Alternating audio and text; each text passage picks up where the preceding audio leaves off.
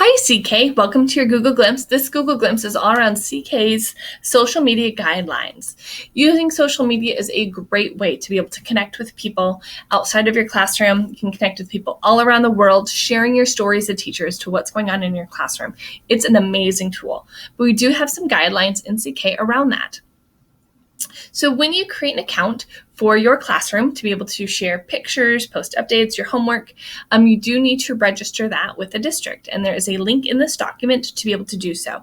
I've put a link to this document in the Google Glimpse email, and it's also on our district website. So we have several board policies all around social media and that electronic communication. And those board policies are listed there if you'd like to look into them. But you do need to register it. And part of that is thinking about what is it you're going to share? How is it going to be best to tell your story?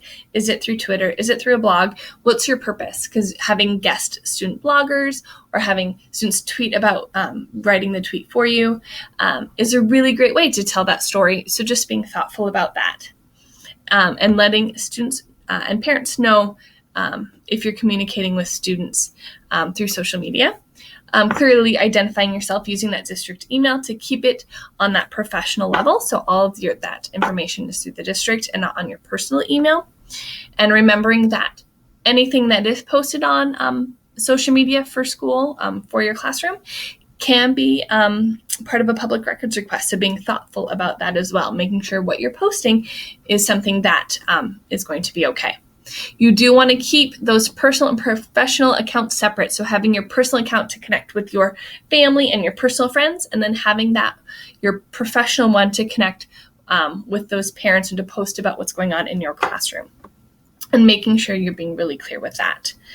And then being thoughtful about friending and not being friends with students on social media.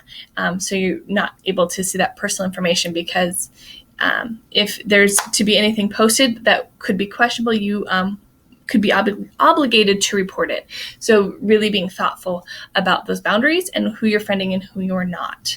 And letting students know that here you are, but you might not be friending them back. So it's something to keep in mind and to be thoughtful about. There are also some suggestions about being a great digital citizen, modeling for our students what it looks like to post appropriately and what that looks like. We've all seen those posts on the Kitsap Sun, maybe even on Facebook, of people that probably didn't make the best choices. So being thoughtful about modeling that for your students. And then there's also just some things to keep in mind as you're posting and using social media as a way to communicate and to share your teacher story.